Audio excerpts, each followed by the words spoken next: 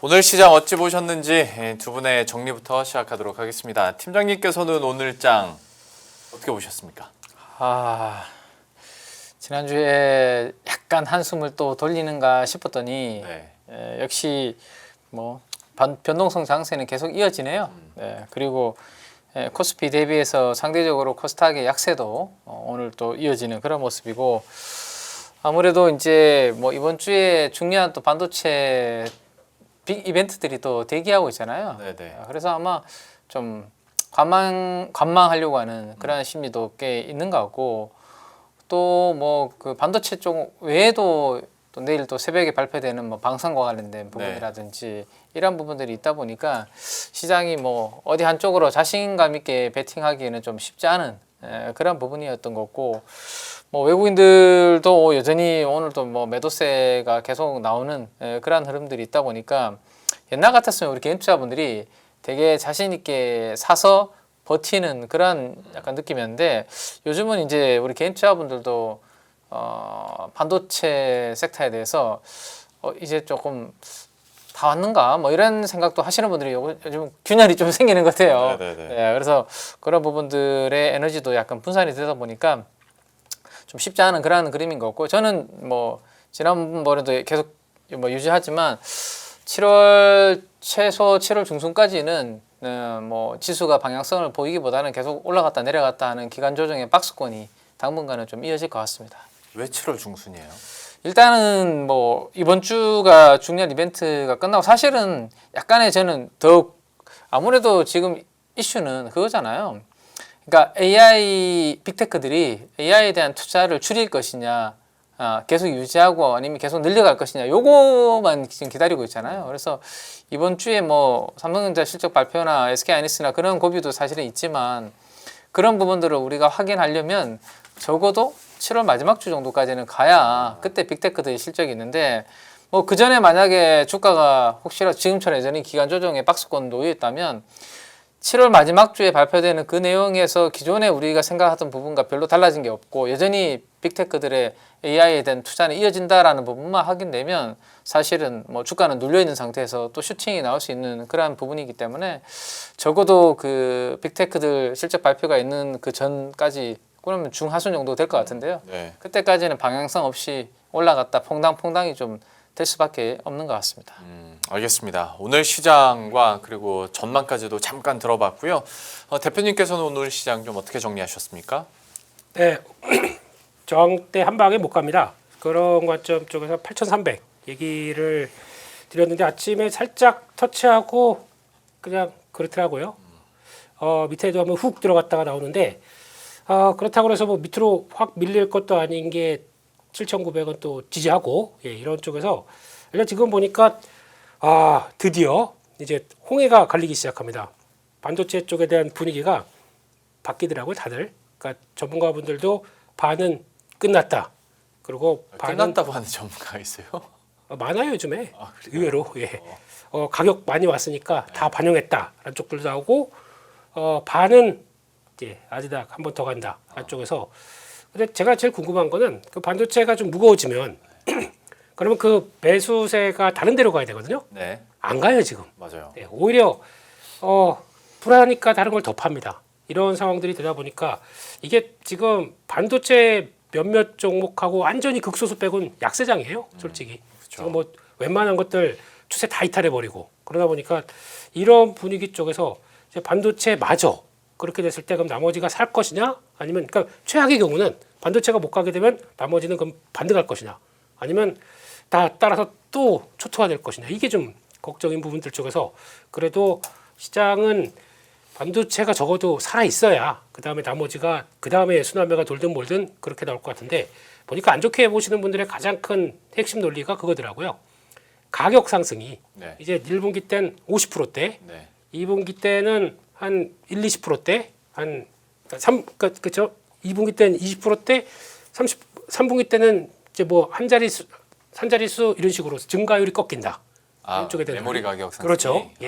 그게 가장 그래서 주가는 그걸 미리 선반영했기 때문에 빠진다라고 얘기를 하시는 것 같은데, 그러다 더 올라가면요. 네, 그거는 아직 뭐 그걸로 당연할 문제는 아닌 것 같고, 또 글로벌 IB도 분위기가 바뀌어요. 또 그 유명하신 모건 스탠리에서는 네. 또 뷰를 바꾸네요 지금. 네, 그 마이크 월슨 네. 이 CIO 형님 유명하신 분이죠. 이분이 은가격 봐라. 은도 원자재 쪽에서 가장 강하게 튀다가 이게 꺾이는 논리를 보게 되면 반도체 칩스도 그렇게 될 것 같다. 라는 쪽에서 보수적 여름은 보수적 의견 쪽으로 돌아가는 것 같은데 반대로 우리 UBS에서는 노노노 예 그러면서 메모리 업사이클을 더 얘기를 합니다. 근데 지금 아까 제가 말씀드렸던 가격 상승률을 그들은 더 세게 부르기 시작하는데 가장 중요한 논거가 삼성전자. 네, 이게 그러니까 단순하게 뭐 시장에 그 업사이클이 들어가는 가운데 놓치고 있는 거를 그걸 얘기하네요. FCF가 올해 100조를 얘기합니다. 그렇다는 얘기는 잉여현금 흐름이 아까 잉여현금 흐름이 200조가 넘어가는데 예. 그중에서 50%는 주주환원 하겠다. 그러면 100조가 지금 대기하고 있는 거거든요. 자사주 매입 또는 특별 배당 그것만 생각한다고 하더라도 걱정하지 마라라고 나오는 것 같고 영업이익이 올해 441조 내년이 837조 그 다음 연도가 900조 완전히 파격 전망을 하기 시작하네요. 그러다 보니까 이들도 분위기가 바뀐다. 그럼 과연 우리는 어디로 가야 될 것이냐? 이거는 열어놓고 보시죠. 네, 너무 긍정도 부정도 안 할 것 같습니다. 지금 현재로서는요. 저 근데 듣다 보니까 지금 이제 반도체에 대해서 약간 그러니까 안 좋은 쪽으로 보수적으로 말씀하시는 분들 얘기를 대신해서 들어보면 네. 어떤 반도체 내러티브가 망가진 게 아니라 그냥 이제 소위 종합 반도체 기업들이 워낙 많이 올랐고 이런 상승률이 언제까지 지속될 것이냐라는 반박이 더 큰 것 같은데 네. 그러면 이쯤에서 이 내러티브가 그대로면 그런데 이제 대형주가 부담스러우면 이제야말로 소부장이 빛을 발할 때가 아닌가에 대해서는 좀 어떻게 봐야겠습니까? 내 말이 제 말이 그거예요. 대표님 말이 그 말이에요? 예. 그러면 뭐 바톤 터치하고 음. 다른 게 움직여야 되는데 네. 오늘 하루 종일 보게 되면 다른 것들도 줄줄줄줄. 어. 예. 물론 눈에 띄는 섹터들도 있긴 있지만 그렇게 나눈 걸 봤을 때는 이게 그러면 결국에는 반도체 안 가면 다 죽어 뭐 이런 느낌도 될 수가 있다 보니까 그래서 이제 선택의 문제긴 한데 이럴 때는 다른 거 없습니다. 그냥 그래도 주도주는 쉽게 안 죽는다 네. 생각하시고 일단 유지 그리고 나머지 쪽에서 뭔가 살아나는 변화가 나온다. 그럼 그거를 캐치할 준비를 하면서 수출 동향이건 뭐 실적 관련된 쪽이건 모멘텀이건 뭐건 이게 쫙 일단 다 생각해 놓고 네. 그래서 강하게 튀는 거 추세 전환들이 강하게 되는 거 그거는 대갈 준비하는 정도 그렇게 보시는 게 가장 좋지 않나 싶습니다. 아, 그러면 결국 다시 이제 대마불사 얘기로 그 모멘텀 뭐 이것저것 다 보랬으니까 삼성전자 실적 발표 이제 내일 있고 SK 하이닉스 ADR 상장 있고 이거는 실제로 어마어마한 모멘텀들이고 그렇게 작용할 것으로 지금까지는 기대를 해왔는데 막상 이제 디데이가 되니까 여기에 따라서 주가는 오히려 차익 실현성도 나오긴 하는데 이 삼성전자의 실적과 SK 하이닉스의 ADR 상장 이게 주가에 미칠 영향들은 어떨 거라고 혹시 팀장님께서는 보고 계십니까? 뭐 이미 아마 뭐 하이닉스 ADR 상장과 관련된 이야기는 뭐 너무 오래된 예, 오래됐죠 지금. 네, 다 알고 있을 것 같습니다. 다 알고 있는 재료가 시장에서 얼마나 임팩트 있게 작용할지는 사실은 잘 모르겠습니다. 근데 그냥 기대는 가지고 있습니다. 저도. 그러니까 아까 이제 우리 김민수 대표님께서 이제 시장에서 반도체가 이제 거의 끝물이다라고 생각하시는 분이 있고 아니 아직 멀었다라고 생각하시는 분이 있다라고 했잖아요. 사실 저도 좀 반신반의예요. 네, 어중간합니다 사실. 그 중에 하나. 저는 그렇게는 못할 것 같습니다. 제 마음이 그런데 어떡합니까? 네. 다만 제 바람은 네. 시컬리컬에서 이제는 구조적인 성장주로서 평가받아서 PBR이 아니라 PR로 평가받는 쪽으로 갔으면 하는 게 제 마음이고요. 네. 근데 그렇게 성공할지 안 할지에 대해서 딱 잘라서 하나만 선택하세요라고 앵커님이 굳이 저한테 이야기하신다면 저는 못하겠습니다. 그러니까 지금 시장에서도 지금 막 흔들리는 거죠. 이제는 바뀔 것 같다. 우리 옛날의 반도체가 아니다. 이제는 PBR 시대는 갔다라는 쪽이 있는데 저도 그렇게 살짝 봤다가 이렇게 주가가 좀 흔들리면 마음이 또 약간 그럼 또 이게 아닌가? PER 이제 아니고 여전히 PBR인가? 자꾸 이렇게 이제 오락가락 하는 거죠. 그게 아직 제 내공이 부족해서 그런 게 아닌가 싶고요. 하이닉스 아니요. 물어보실까 혹시나 시장이 힘든가 봅니다. 힘들어요. 예, 힘듭니다.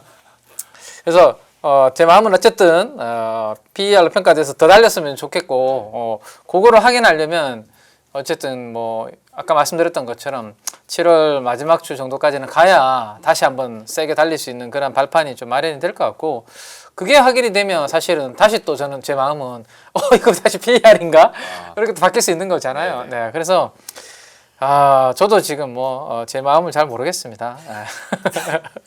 진짜 요즘 왜요? 힘든 일 있어요. 아니 요즘 시장 보면서 안 힘든 사람이 있습니까? 근데 이건 저만 그런 거 아닐 것 같은데요. 네. 그래서 반도체를 가지고 계신 분들도 이제 팔아야 되나 그랬다가 조금 반등 주면 좀 더 가져가 볼까. 요즘 많이 그러실 거예요. 네. 그리고 없으신 분들도 빠지면 사야지 했다가 요즘은 또 약간 멈칫하실걸요. 사실은. 네. 제가 주말에 제 주위에서 이렇게 조금 들었던 초보 우리 투자자분들의 이야기를 들어보니까 본전 오면 팔아야지라고 하시는 마음을 가지고 계신 분들이 꽤 많으시더라고요. 네. 주식 투자하신 지 얼마 안 된 분들이 하이닉스를 정말로 그것도 쉽지 않을 것 같은데 거의 고가에서 두 호가 아래에서 사신 아니 지인분들이 계시더라고요. 네, 그래서 그럴 수 있죠. 근데 원래는 대단한 믿음으로 계속 사모으려고 샀다라고 했는데 이번 주말에 제가 들은 이야기는 그분한테 이제 올라오면 자기는 본전에 팔려고 생각하고 있다라고 하더라고요. 그게 지금 마음인 거죠. 예. 그게 지금 이제 주가가 왜냐하면 한 방향으로 쫙 뻗는 게 아니라 지금 올랐다 내렸다 올랐다 내렸다 하니까 들어갈 때 이 마음이 지금은 살짝 혼란이 있는 거죠. 그 제 마음입니다. 근데 그 표현이 너무 잔인하네요. 최고점에서 두 호가 밑에라고 하면 사실상 그게 최고점인 거잖아요. 그렇죠. 조금이라도. 네. 그래서 그게서 거래가 된 왜냐하면 300만 원에 오면 팔려고 원래는. 근데 거의 300만 원 부근에 사신 거잖아요. 그냥 시장가로. 네, 거의 단타로 뭐 하신 것 같은데 그게 이제 확 물려버리신 것 같은데 참, 그것도 참 쉽지 않은데요. 네, 어쨌든 그래서 삼성전자 실적 발표는 많은 분들이 기다리고 계시잖아요, 지금. 네. 예, 뭐 계속 지금 지난주, 지지난주부터 성과급 이야기 나오고 있습니다. 이게 성과급 총담금으로 인해서 어떻게 되냐 뭐인데 요 그림은 지금까지 삼성전자와 SK하이닉스 2분기 영업이익 컨센서스를 이제 그려놓은 건데요. 이제 여기 밴드에서 얼마나 위로 올라가느냐 그 싸움이겠죠, 내일. 여기 85조입니다, 앵커님. 85조. 네, 85조 정도가 이제 평균 정도로 잡혀져 있는데. 뭐 SK하이닉스는 아직 시간이 좀 남았으니까 뭐 오늘까지 나온 리스트를 쭉 이렇게 뽑아보면 요 정도에서 제가 90조 넘는 쪽만 빨간색으로 제가 표시해 놓은 거거든요. 네. 뭐 오늘 나온 메리츠의 김선우 연구원님, 그다음에 KB증권 저희, 그다음에 하나증권 뭐 요 정도가 90조 넘게 이렇게 보고 있는 것 같은데 성과급 제하고도 90조가 만약에 나오는 거라면 뭐 꽤 시장에서는 좀 환호하지 않을까라고 생각을 할 수 있을 것 같아요.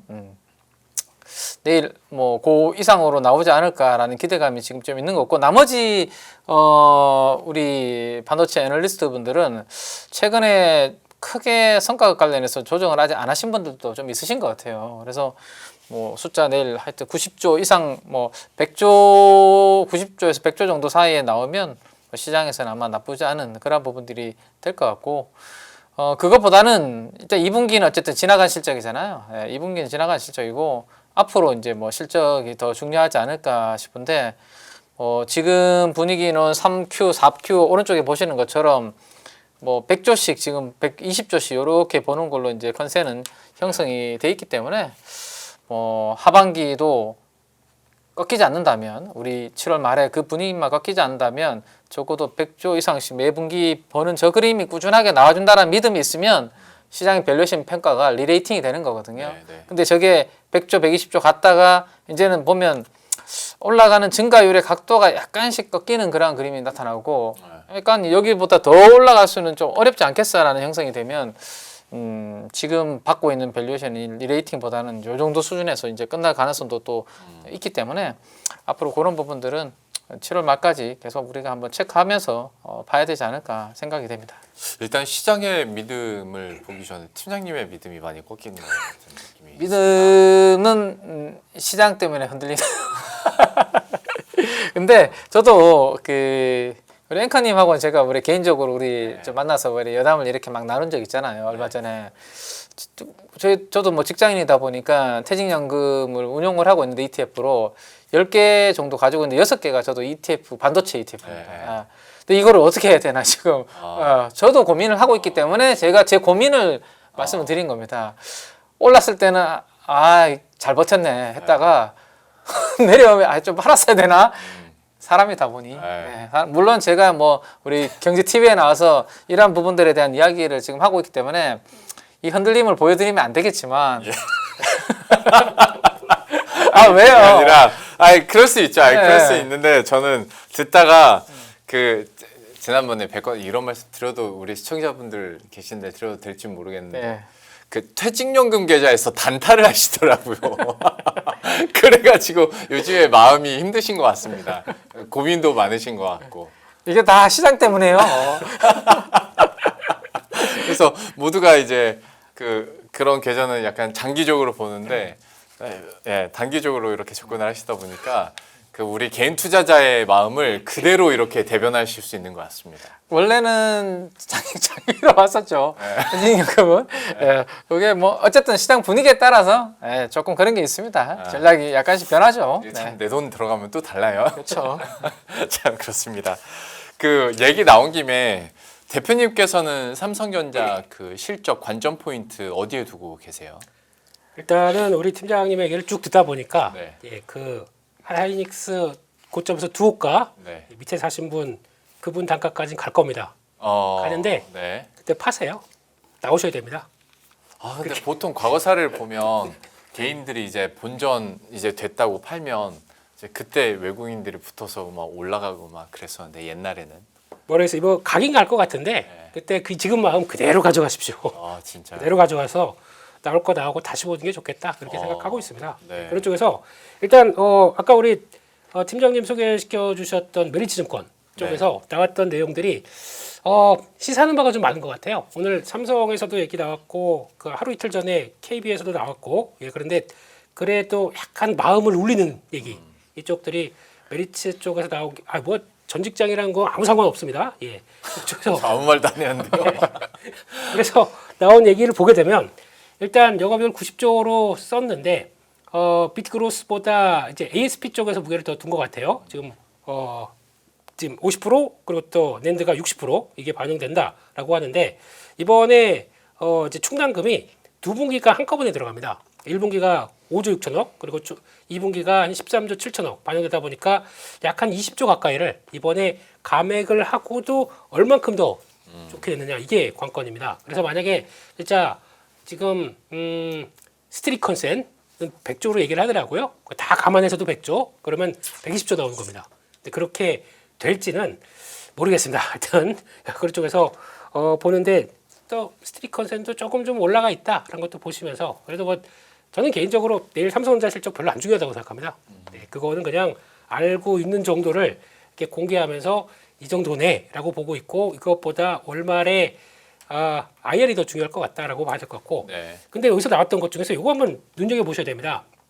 일단 메모리 사업부는 총 영업이익이 112조 달하겠지만 참 이런 시기가 오긴 오네요. 110조가 삼성전자가 보여주다니 이쪽인데 이 파운드리 쪽에서가 영업 손실이 2조로 악화되리라고 전망하고 있습니다. 이게 포인트입니다. 이게 킬 포인트. 왜냐하면은 가동 확대. 그래서 램프업을 막 돌리기 시작합니다. 그러다 보니까 이제 우리 수주가 없게 되면은 적자 그냥 실적들이 잠잠합니다. 계속 우량합니다. 근데 갑자기 이렇게 실적이 단기적으로 확 악화된다. 이거 잘 보셔야 됩니다. 이게 수주가 받기 시작했다는 얘기입니다. 그러니까 일거리가 있으니까 확대하는 거잖아요. 이러면 제 예상으로는 3분기부터 흑자로 확 돌아설 가능성이 51%. 그렇기 때문에 파운드리는 뭐 저랑 비슷하네요. 다들 마음이 49% 51%.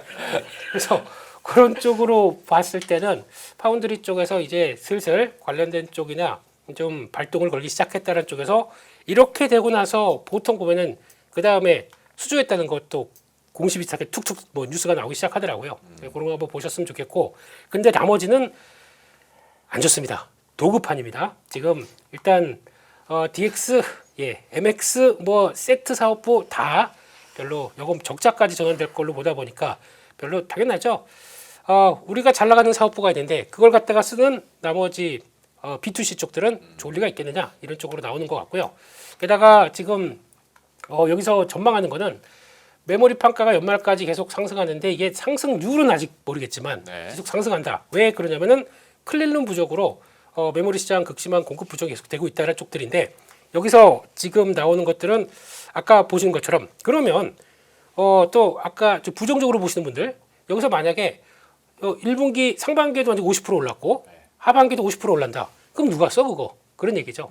가격들이 그렇게 오르다 보니까 일단은 소비재 B2C 쪽에 들어가는 뭐 애플을 비롯해서 일단 초토화 그리고 나머지 그러면 빅테크 기업들도 이것 때문에 그렇게 높은 가격들을 주고 그냥 그대로 캐펙스 투자하겠느냐. 지금 현재 인프라 투자에 40%까지 올라와 있대요. 네. 메모리 투자 증가분이 네. 그대로 반영되게 되면 그 가격 상승분이 반영되게 되면 40%까지 더 줘야 되는데 계속 할 수 있겠느냐라고 얘기를 하다 보니까 여기서 이제 균열이 나오기 시작하는 거죠. 근데 그냥 이게 예전처럼 다 B2C 비중이 절대적으로 높았으면 그러겠는데 그러니까요. 지금은 B2B, B2G 막 이렇게 가는데 그 큰 영향이 있을까요? 우리 편? 맞아요. 우리 편? 예. 퇴직연금에 좀 담으셨네요. 예. 아무튼 저는 개인적으로 그거와는 상관없이 이 구조적으로 뭐 공급 나올 것도 없고 예. 게다가 지금 아까 우리 팀장님이 얘기하셨던 또 하반기에 빅테크 기업들이 또 캐펙스 투자를 줄이면 어떡하느냐 안쪽들인데 줄이려고 했으면 LTA 체결도 안 됩니다. 이것까지 체결하면서 어떻게든 이렇게 하이퍼스케일러들까지 계속 또 붙어 있다는 얘기는 투자는 이상 없다라고 보는 게 맞아요. 근데 그걸 가지고 제가 지금 자꾸 의심하고 있고 이렇게 높은데 계속 투자할까 고민하다 보니까 자꾸 의심 그리고 또 주가가 안 가요. 고민합니다. 그게 이제 가장 큰 문제지. 저는 뭐 큰 이상 없을 것 같다라는 쪽으로 알아보고 있고 좀 헷갈리네요. 그러면 아까 그 최고점에서 두호가에서 본전 놓으면 팔라고 하셨잖아요. 그분의 상황이죠. 그분이 그렇게 마음 먹으셨으면은 거기까지 왔을 때 파는 게 맞다 이런 얘기죠. 저는. 주가가 거기가 끝이다라는 게 아니라 그분이 그렇게 결정하셨으면 그렇게 하셔라. 거기까지 가는 게 어딨네요. 일단 지금에서 거기까지 가는 것도 일단 네네. 그렇고. 근데 지금 분위기는 거기 갔다가도 변동성 자산이니까 시도했다가 또 출렁 한 번에 나올 수가 있기 때문에 뭐 그거는 이제 앞으로 저희가 대응해야 될 하나의 숙제고. 네네. 그런 쪽에서 일단 메모리 공급 관련된 쪽에서 요거 아까 여기서도 비슷한 얘기 똑같이 합니다. 올해 주주환원 정책이 삼성전자나 메모리 업체의 주가의 재평가로 바라보고 있다는 쪽들인데 지금 추가 배당 100조 원 여기도 똑같은 얘기 나오네요. 이거를 감안하게 되면 주당 14,846원 배당금입니다. 5%네요. 거의 주가 5%인가요? 30만 원, 3만 원 거의 그 정도쯤 되겠네요. 5% 정도는 추가로 나올 수 있겠다라고 하고 있고 규모가 자사주 매입 소각까지 확대된다. 그러면 이게 메모리 업체가 그러면 이제 자기의 가치를 자기가 끌어올리는 과정들이죠. FCF다 보니까 투자까지도 다 감안한 금액들입니다. 그렇게 됐을 때 그렇게 나오는 과정들을 한번 보게 되면 플러스 하이닉스는 이제 스플릿, 계좌 주식 분할까지도 나올 가능성이 있다는 쪽으로 보게 되면 아마 그런 것들이 다 재평가의 모습이 아닐까 싶어서 일단은 그렇게 보고 있다는 쪽에서 요거 7월 30일 날 목요일 날이 설명회다. 이것도 한번 보셨으면 좋겠습니다. 알겠습니다. 실적과 관련된 주요 관전 포인트들 그리고 전략적인 측면에서도 계속 이제 중간중간에 얘기를 해주셨으니까 특히 삼성전자에 대해서 관심 있으신 분들 그리고 갖고 계신 분들 참고하시길 바라겠고요. 잠깐 좀 다른 방면에 있는 전혀 다른 성격의 종목군이지만 그 동안에 많이 못 다룬 것 같아서 증권주 잠깐 좀 여쭤보도록 하겠습니다.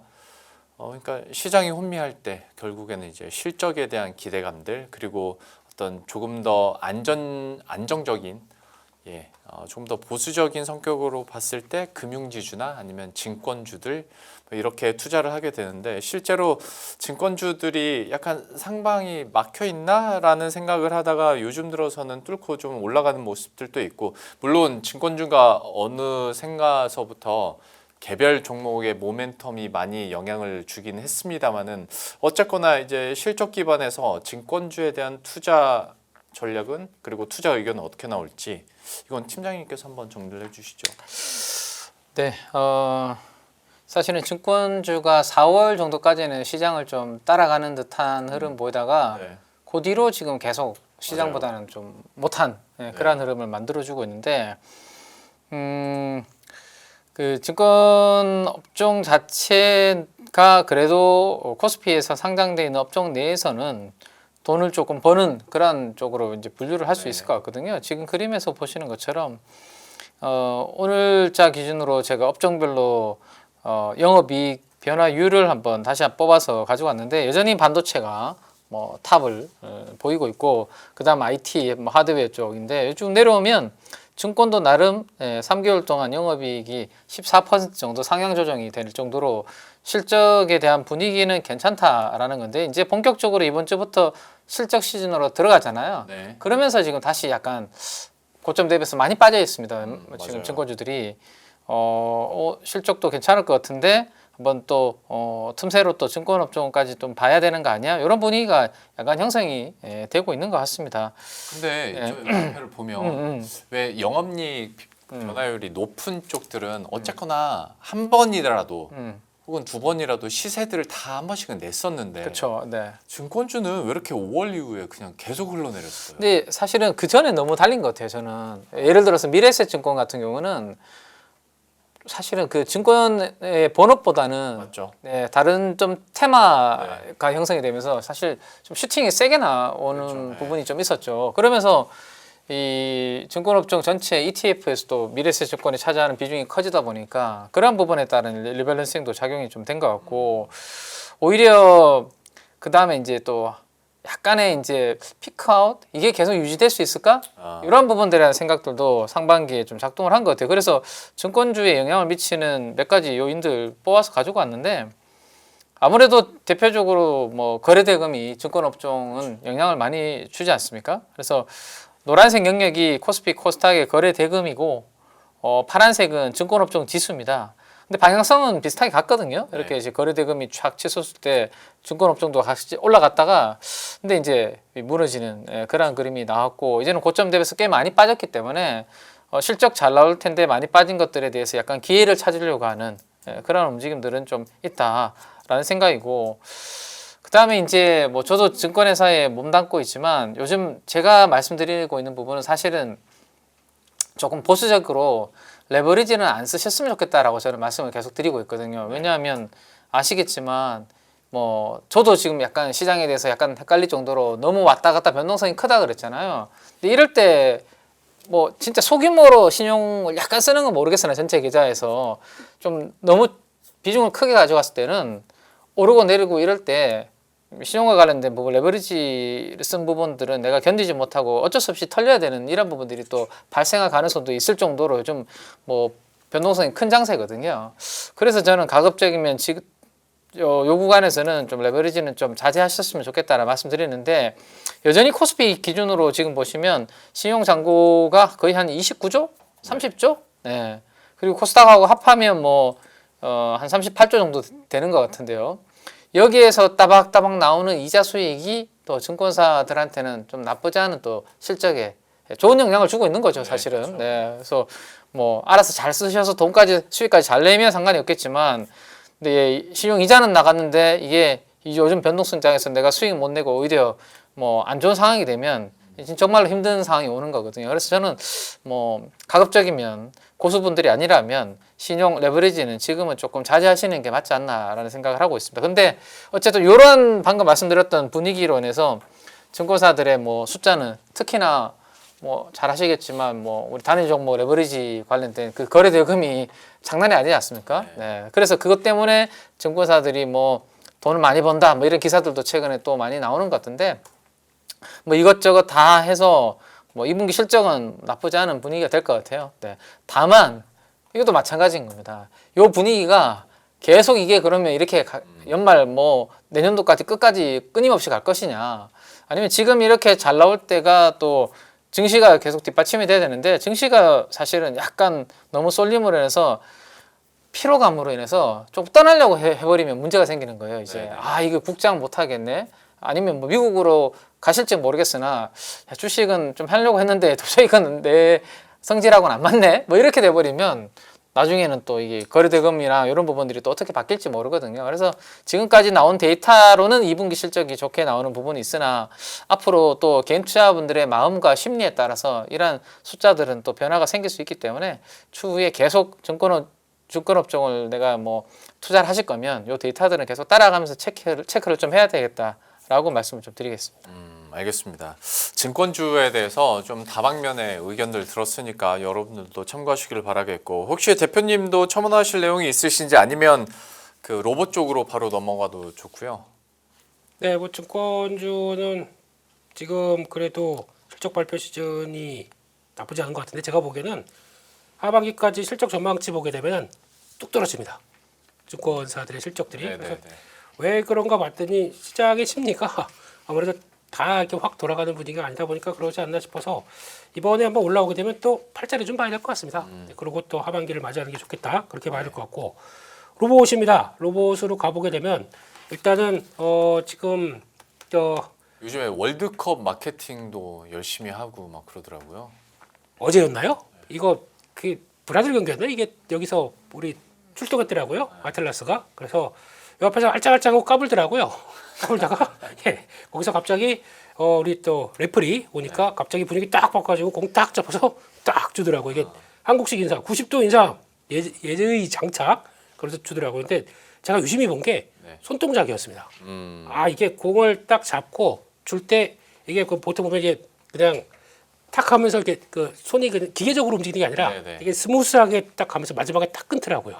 그러고 보니까 센서가 원래 손이 제일 어렵다고 하죠. 제일 어렵죠. 근데 손가락 3개 가지고도 이 정도의 감각, 이 정도의 어떤 악력을 표현할 수 있다라고 하게 되면 솔직히 이거 세게 쥐었으면 이렇게 터질 거 아닙니까? 터질 정도로 꽉 눌렸을 거 아닙니까? 그것까지도 만드는 거 보니까 생각보다 잘 만들었네라는 생각이 들고 거기다가 또 보면은 두 번째 이게 뭐냐면은 아신 것처럼 세레머니입니다. 이거는 사실 이거 이런 세레머니 이거 누구 세레머니예요? 혼란. 아 이게 혼란이에요? 혼란. 요즘 보니까 그냥 이러고 다니던데 그냥 혼란 세레머니가 이거였었어요. 브라질 이겼잖아요. 그렇다고 쳐도 이번에 안 했더라고요 보니까 그래서 이제 깜짝 혼란이 놀랐네 그냥. 그렇습니다. 그래서 이런 분위기 보게 되면 일단 데뷔를 하는데 아직 킥은 안 보여줬다. 근데 혹시 모르죠. 8강, 4강 올라가서 또 결승전에 또 퍼포먼스 하게 되면 또 분위기 바뀔 수 있다. 한쪽에서 기대는 슬슬 또 올라가는 게 맞지 않나 싶은데 그런 쪽에서 일단 로봇 쪽 보게 되면은 지금 중국 로봇이 많이 올라온다는 얘기는 다 알고 있을 겁니다. 그래서 수출이 총 1,037만 대 돼서 수출액이 한 4조 5천억 정도까지 들어왔다라고 하는데 1등 공시는 청소 로봇입니다. 아직까지 한 70% 이상 차지했다라고 하는데 그래도 산업용 로봇이 전년 대비해서 48% 급증했습니다. 그래서 산업용 로봇 수출국으로 등극했다. 요거 팩트 한번 보셔야 될 것 같고 두 번째는 미국 내 유니트리 공식 협력사가 있어요. 토버라이프 AI라고 하는 스타트업이 있는데 이게 깡통 로봇 그러니까 그냥 얘 들어가다가 거기다가 열심히 훈련시켜 가지고 그래서 AI를 훈련시켜서 중국산 유니트에다가 담는 과정들 이게 나오면서 그래서 앞으로 비즈니스를 하겠다라고 하는데 요 상황들을 보게 되면 제가 느끼는 거는 미국 정부가 이제 슬슬 나설 때가 됐구나. 중국이 이럴 정도로 순수출국까지 들어왔다. 그러면 칼을 빼들 때가 됐구나라는 생각이 들어서 아마 하반기에 좀 강한 규제책들이 나오지 않을까. 이거에 대해서 조금 더 보셔야 될 것 같고요. 근데 마지막에 저 중국산 몸에 미국산데요. 저게 가능해요? 그렇게 지금 창고에 다 대기하고 있대요. 그래서 지금 캘리포니아 창고에 대기해서 일단 지금 준비 중. 그래서 허락을 해준다고요? 모르겠습니다.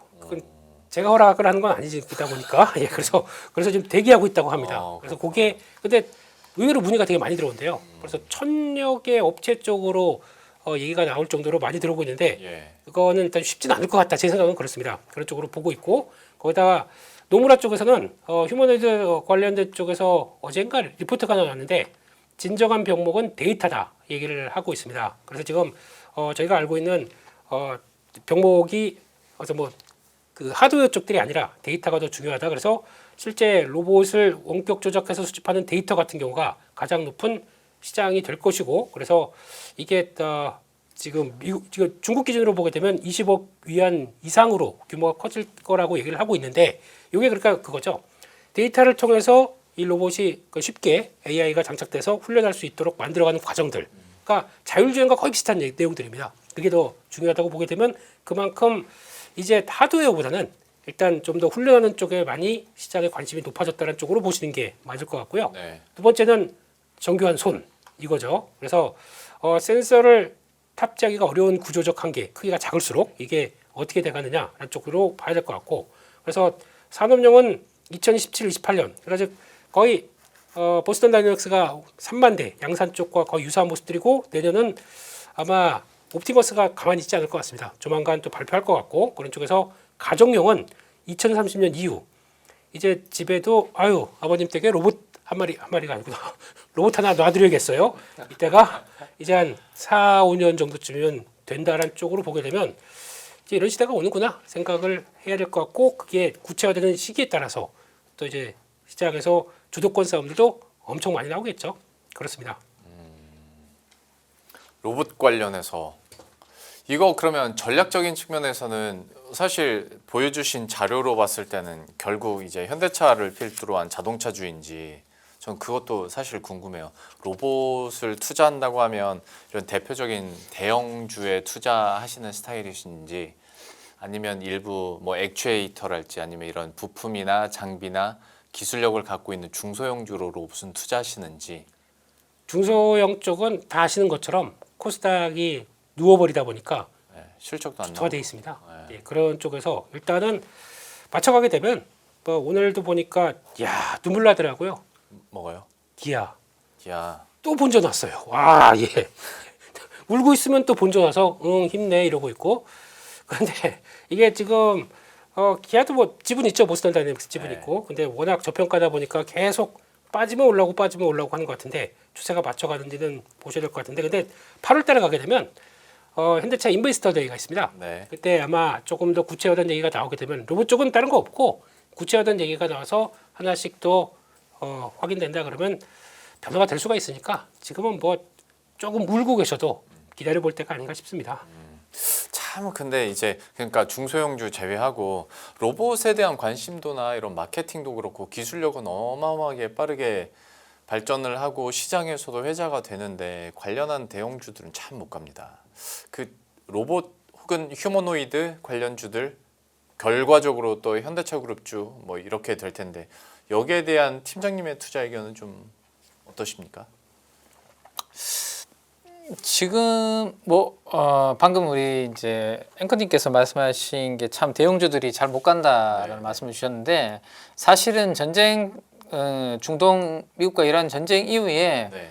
그래도 잘 갔던 게 현대차, 현대모비스 같은 이제 이런 쪽들이었거든요. 반짝했었죠. 그죠, 반짝했었죠. 사실은 뭐 모비스 기준으로 한 40만 원에서 80만 원까지 거의 더블 갔다가 지금 다시 내려온 건데 그 작년 하반기부터요. 제가 뭐 제 차트를 지금 보여드릴 수 없기 때문에 한번 우리 인포맥스 라이브를 보고 계시는 분들께서는 현대모비스 케이스를 가지고 나중에 시간 되실 때 2025년 연초부터 지금까지 차트를 길게 한번 이렇게 차트는 최대한 길게 보시는 게 좋은데 네. 한번 보시면 언제가 항상 바닥이었는지를 한번 보실 필요가 있는데 네.